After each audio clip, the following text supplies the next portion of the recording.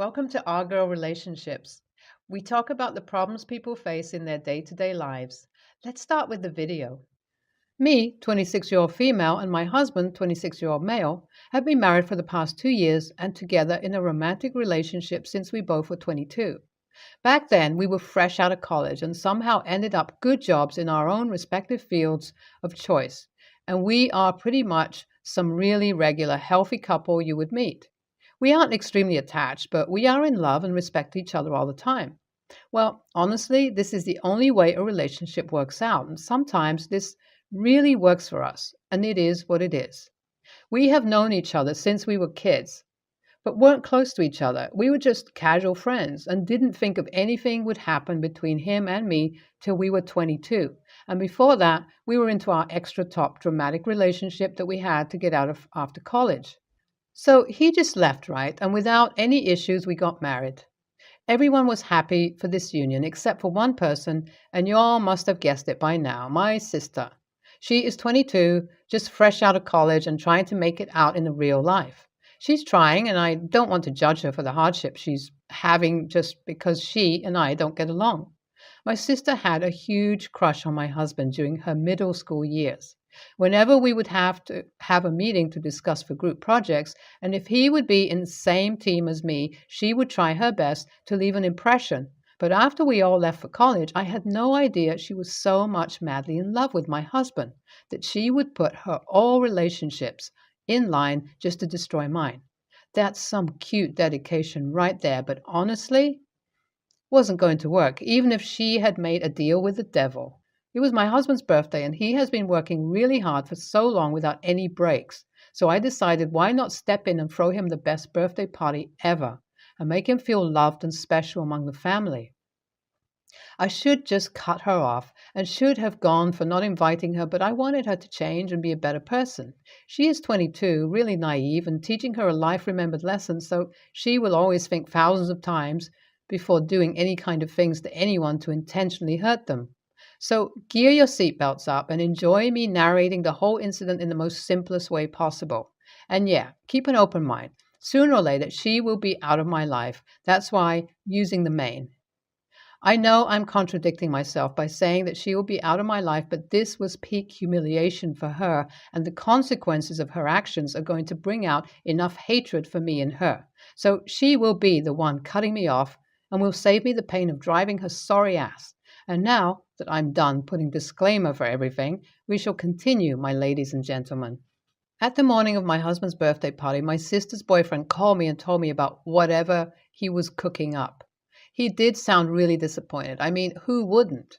Imagine your partner trying to home wreck someone's house and telling how madly she is in love with another man who is literally a family member. He usually doesn't listen to her chatters over call, and thank the Lord he got to hear this most evil conversation she was having with her friend. And her plan was something related to arranging that gift and her making the payment. After they arrived, I had everyone submit their gifts and made sure my husband opened none of them in front of the family members. After the gifts were taken to the inside room, me and my friends opened the gift, and there was this very indecent picture of me drunk, kissed by my ex. And that particular moment haunts me. My ex would be the most toxic person ever, and I was madly in love with him, and he kept on taking advantage of me in every way. That particular picture is before he got me totally high and drunk and started getting physical with me and forcing me to have sex with him. And because I would be intoxicated, I didn't have the energy to think or take any actions. So I ended up getting hurt that night really bad, and it took me 2 years to recover from that. It made me feel insecure in every way and made me feel miserable about my body. That picture was taken by my ex's friend as a proof that he took me from my ass. And the next day, the picture was all over college, and I had to skip college and classes for 2 months straight. I have never been a proactive person. I'm always covered up and don't like showing skin because I never felt confident in my body. And after this incident, I never recovered from it. And even after discussing it with my husband, I didn't want my whole family to see me that way. My father-in-law and a mother-in-law both were present there, and honestly, it would have created a very bad image of me in front of them. I was really hurt, and that hurt turned into anger, and I wasn't leaving her without a good show. What I did was take that frame and replace it with a lovely photo of my husband holding our cute little meow princess and kissing her, and wrapped it in the same frame and gift wrapper. And we all cut the cake, and immediately after I found my mom and my sister's boyfriend, I informed both of them, and they were infuriated. My mom had always liked her more, but she isn't the type to support her child when they are doing really shitty things to someone. So she told me to keep the gift opening for later, and she would like to make a speech, and which was the best speech I have ever heard. Her boyfriend soon joined her and decided to tell everyone how he fell in love with such a vile woman and how she has betrayed him.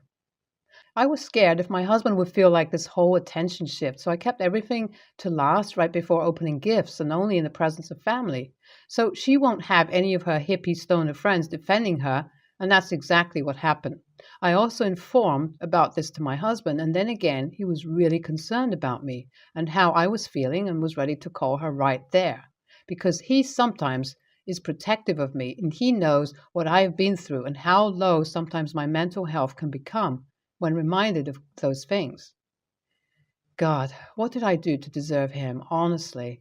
After saying our goodbyes to our friends and seeing them off, we all sat in a huge circle and had some wine, and she was so happy about my husband opening her gift.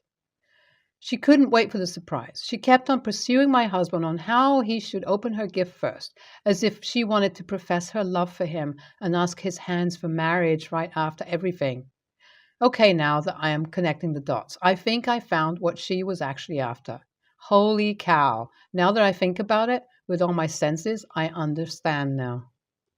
So basically, she wanted to show that I am some characterless whore to my husband and in laws, and then switch the position to make me the bad guy and then act to be the sweetest girl in the world and try making my husband fall in love with her. This shit is so messed up. She definitely planned something like this, or why else would she do all that in front of everyone? She is so vile. After that, when my husband finally opened her present, he saw the picture I replaced it with, and I could see her going pale. Me and her boyfriend shake our hands together and let everyone know that we had a great pleasure working on this secret mission. And other asked us about the secret mission. My mom took over the stage and started telling everyone how grateful she is for an amazing daughter who always supports and does nothing but love and cherish each other. She made sure to be extra sarcastic that day, and by then my sister had already started feeling gloomy about everything not working out on her terms. And they even said her that she actually was proud of me for having my sister's back today and changing the picture in time, and that's when it hit her. She is all exposed, and all she can do is lower her head down in shame.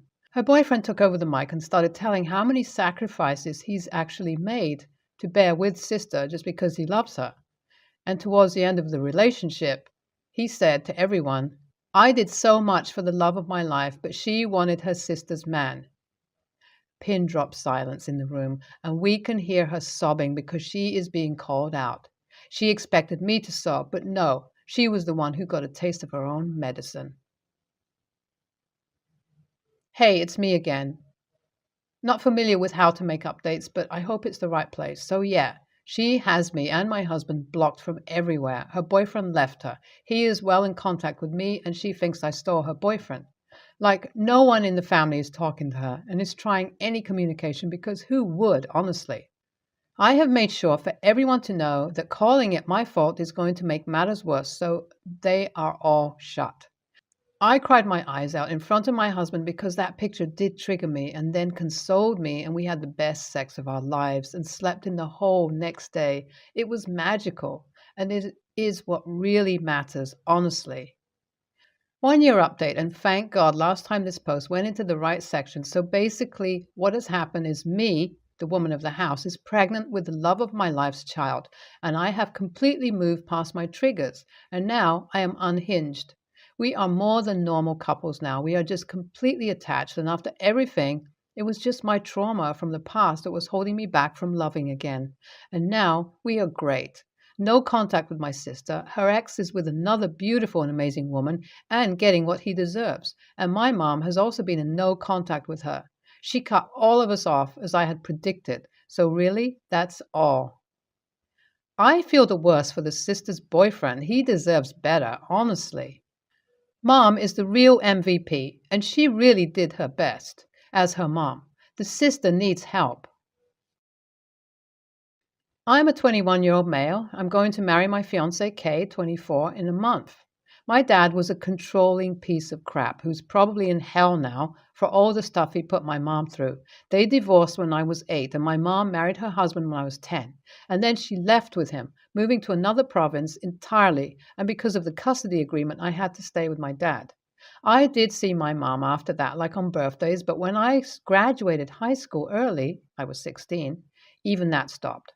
When I was 18, my dad died and she started reaching out more. And last year, she moved back to BC with her husband and their daughters.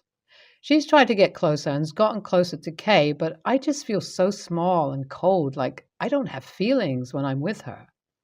I love my mom, but I'm not a 10-year-old who couldn't go to sleep without her hugging me anymore. I'm a computer engineer. I've got my iron ring and I've got interviews at all the top companies in Vancouver. Like, I'm past grown, so I don't know why I feel like I do and why I feel so sad whenever I think about her. Like, I'm pretty sure that I'm a normal, well adjusted guy aside from that.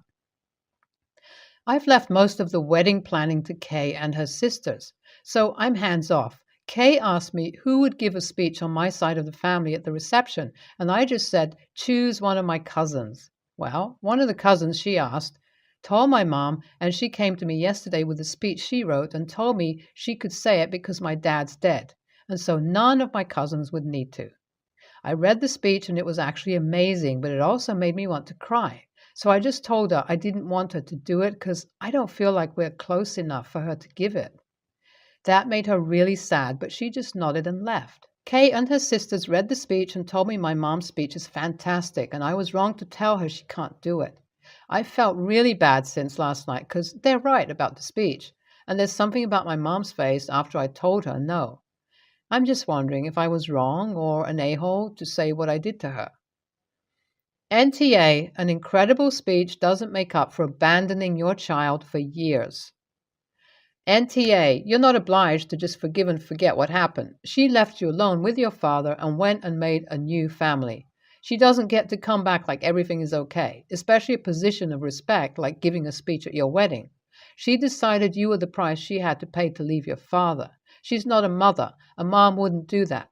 Unless Kay and everyone else experienced the childhood you had and the feeling of an absent parent, then they have no standing to tell you you're wrong about this decision. NTA, and you and Kay need to have a serious talk about her not getting to dictate what your relationship with your mother looks like.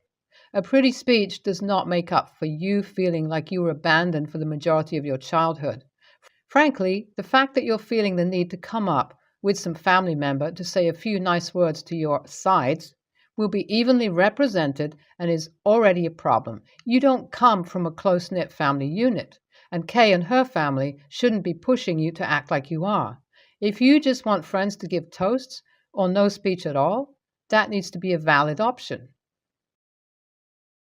My fiancé has a very young daughter from a previous marriage, and we decided when we got engaged that picking her up from daycare was way more convenient for me than her. We contacted the daycare, and my fiancé updated them with me as an allowed pickup. Relevant. My fiancé and I are not the same race. My fiancé is Persian. I am mixed white Asian, but look very Asian. My fiancé's daughter shares her last name. I do not, and I still have a separate address until my fiancé and I get married later this year. When I went to pick up my fiancé's daughter on Thursday, I was stopped at the door by one of the daycare workers. He did not believe me when I said I was an authorized pickup, even after I gave my name and phone number. He said that the rules at the daycare were that only family members could pick up children, and he had no way to verify that I was family. We don't have the same last name, address, or phone number, and he said that he couldn't confirm I wasn't someone trying to abduct a child. He went back and asked my fiancé's daughter if she knew me, and she said I was Mommy's best friend. The daycare worker said that wasn't allowed for pickup. I was mortified and asked to speak to his boss, who called my fiancé, who then confirmed that yes, I am her fiancé, yes, I do still have my own apartment, yes, I have been telling her daughter that I'm her best friend until we trust that she's old enough to grasp that her mom is marrying another woman, and so on. The daycare boss let me leave with my fiance's daughter and said that everything matched up with the contact information they'd been given. When I went to pick up my fiance's daughter again on Friday, the worker who hassled me so much wasn't there. I asked about it while my fiance's daughter got her things, and the girl working there said that he'd been suspended, pending firing due to a history of not trusting particular types of people here to pick up children. I'm feeling horrible now and kind of dreading going back on Tuesday. My fiance just said, screw him, but I know how hard it is to get a good job in this economy, and he was trying to be protective of kids and all. AITA? NTA, it seems the incident with you was one of many. Came here to say this. He has a history of it, which means OP isn't the only one who has been hassled by him. Seriously, I'm in a situation where my daughter's father cannot pick up my daughter legally, and they do check IDs, which I appreciate. If he was to get her, like Amber Alerts would go off. However, if someone is on the list, who is this dude to mess around? Families don't look like they used to even 20 years ago. Get with the times. Once I forgot to call the school and let them know my brother was picking my kid up.